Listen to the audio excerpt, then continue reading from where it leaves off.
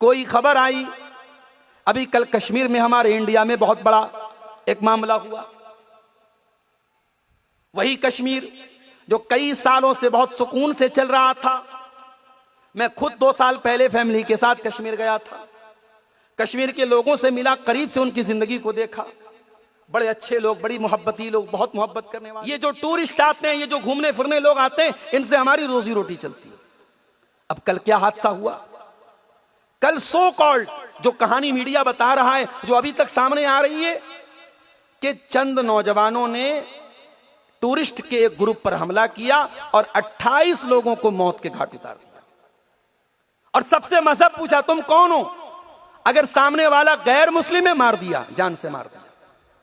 उसमें एक तस्वीर बड़ी वायरल हो रही है, एक औरत जिसकी अभी नई नई शादी हुई थी, उसके शौहर को मार दिया। वो बेचारी अपने शौहर की लाश के सामने बैठी। जाहिर है ये वाकया जब मीडिया में आया, पूरे हिंदुस्तान का खून खौल उठा, मजहबी नफरत पनपने लगी। अब हमारे बहुत सारे मुसलमान नौजवान इस तरीके के वाकयात को समझते नहीं कि इस तरीके के वाकयात के पीछे बहुत सारे मामलात होते हैं। सोशल मीडिया पर तबसरा करने लगते हैं कि इसका जिम्मेदार फलां है, इसका जिम्मेदार फलां है, इसकी वजह ये है वो है। मेरे भाइयों, आप नेपाल की सरजमीन पर बैठे। कोई खबर आई अभी कल कश्मीर में, हमारे इंडिया में बहुत बड़ा एक मामला हुआ। वही कश्मीर जो कई सालों से बहुत सुकून से चल रहा था। मैं खुद 2 साल पहले फैमिली के साथ कश्मीर गया था। कश्मीर के लोगों से मिला, करीब से उनकी जिंदगी को देखा। बड़े अच्छे लोग, बड़ी मोहब्बती लोग, बहुत मोहब्बत करने वाले। मैं पूरे इंडिया के मुख्तलिफ शहरों में गया, मगर कश्मीर में उलमा से मोहब्बत का जो जज्बा देखा, वो बहुत कम शहरों में देखने को मिला। बड़ी मोहब्बत करने वाले लोग। लोगों ने बताया कि मौलाना, हम कभी नहीं चाहते हमारे शहर में कोई फसाद हो, कोई दंगा हो, कोई मामला हो। ये जो टूरिस्ट आते हैं, ये जो घूमने फिरने लोग आते हैं, इनसे हमारी रोजी रोटी चलती है। अब कल क्या हादसा हुआ?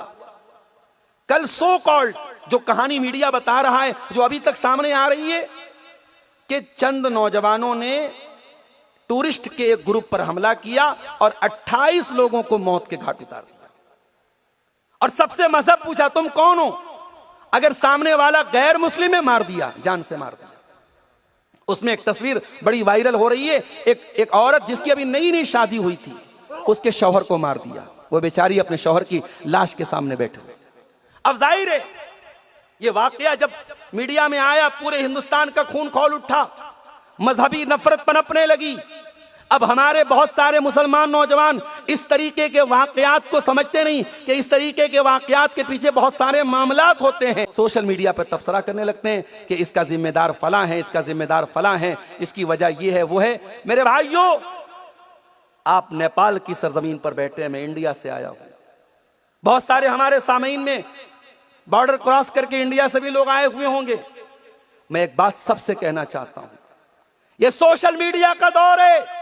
यहां जरूरी नहीं कि जो दिखता है वो रियल में हो, और जो हो वो आपको दिख जाए, जरूरी नहीं है। बड़ी साजिशें होती हैं और खबरों के पीछे भी बड़ी खबरें होती हैं।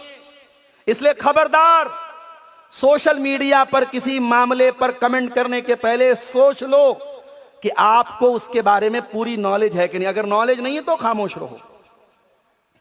कुरान कहता है, वला तक़फ़ु मा लैसा लक बिही इल्म इन्नस्समा वल बसरा वल फुआद कुल्लु उलाइका कान अन्हु मसऊला।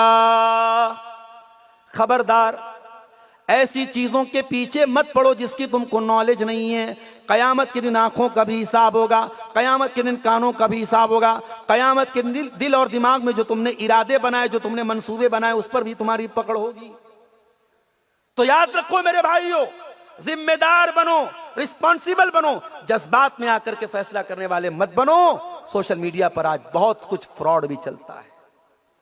एक साहब कहने लगे, मौलवी साहब, आज तो एआई से हम जो मसला पूछते हैं, एआई बिल्कुल सही सही जवाब दे देता है।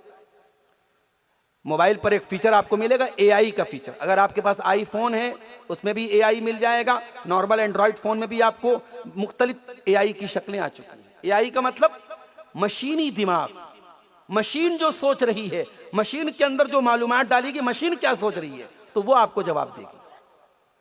अब एआई में आपने डाला कि भाई नमाज में रफुल यदैन करना चाहिए कि नहीं करना चाहिए, एआई ने आपके सामने दलाइल से कह दिया कि साहब रफुल यदैन करना चाहिए।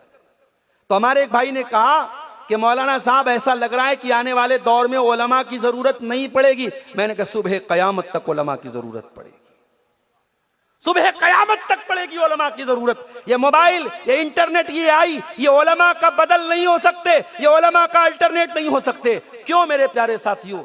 इसलिए कि कुरान कहता है फस्अलू अहल ज़िक्र इन कुंतुम ला तालमून, जब तुम्हें कोई मसला मालूम ना हो तो उलमा से सवाल करो। ये कुरान की आयत कयामत तक बरकरार रहेगी और ये कुरान की आयत हमसे मुतालबा करती रहेगी कि हम उलमा को उनका मकाम दें। आज ये जाहिलों को क्यों हमने उलमा की कुर्सी पे बिठा दिया? ये इंजीनियर अली मिर्जा जैसा आदमी, ये साहिल अदीम जैसा आदमी और ये अला बला हैरे गैरे नथु खैरे, जिनको कुरान पढ़ना नहीं आता, जिन्होंने अरबी जबान नहीं पढ़ी, मदरसे का कभी मुंह नहीं देखा, उलमा के सामने कभी ज़ानुए तलम्मुस तह नहीं किया, ये साहब बड़े काबिल, बड़े अल्लामा, बड़े फहामा बन रहे हैं और बड़े इनके फॉलोअर हैं और ये बड़े फख्र से कहते हैं हमारे तो इतने लाख फॉलोअर हैं और इतने करोड़ फॉलोअर हैं। खबरदार, दज्जाल के भी बहुत फॉलोअर होंगे। कयामत के पहले दज्जाल आएगा और बहुत करोड़ों की तादाद में दज्जाल के फॉलोअर हो जाएंगे, मगर दज्जाल सही नहीं हो जाएगा। फॉलोअर की तादाद से यह साबित नहीं होता कि आप सही हैं। आपका मनहज क्या है, आपका तरीका क्या है, आपकी बेस क्या है, आपकी बुनियाद क्या है, उससे तय होगा कि आप सही है कि नहीं है। इसलिए मेरे भाइयों, उलमा से अपना ताल्लुक जोड़े रखो। इसीलिए अल्लाह के नबी फरमाते हैं कयामत के पहले कैसा दौर आएगा, अल्लाह ताला दुनिया से उलमा को उठा लेगा, हत्ता इज़ा लम युबक़ि आलिमन, यहां तक के जब उलमा चले जाएंगे। आज अफसोस होता है, जमात के बुजुर्ग उलमा स्टेज पर बैठे रहते हैं, वो तकरीर करते हैं और पब्लिक इंटरेस्ट नहीं लेती, अवाम उनके हूटिंग करती है। बाद जलसों में मैंने देखा कि साहब हमारे फला पसंदीदा मुकर्रिर आ गए, अब वो बुजुर्ग आलिम बेचारे बैठे, उनकी बेइज्जती की जा रही है। ये हमारे अहले हदीसों के जलसे में भी कहीं कहीं ये होता है। ये शर्म की बात और चुल्लू पर पानी में डूब मरने की बात। कब्बिरिल कुबर, बड़ों को उनका मकाम दो। जो आपकी जमात के बुजुर्ग उलमा हैं, याद रखो कल ये दुनिया से चले जाएंगे, आपको फिर उनका बदल मिलने वाला नहीं है मेरे प्यारे साथी। यही नेपाल की सरजमीन है, अल्लामा अब्दुल रऊफ झंडा नगरी, अल्लाह गरीक के रहमत करे। आज पूरी हिंदो नेपाल की सरजमीन पे क्या उनका कोई बदल हमें नजर आ रहा है? कोई ऐसी अल्लाह वाली शख्सियत हमें नजर आ रही है?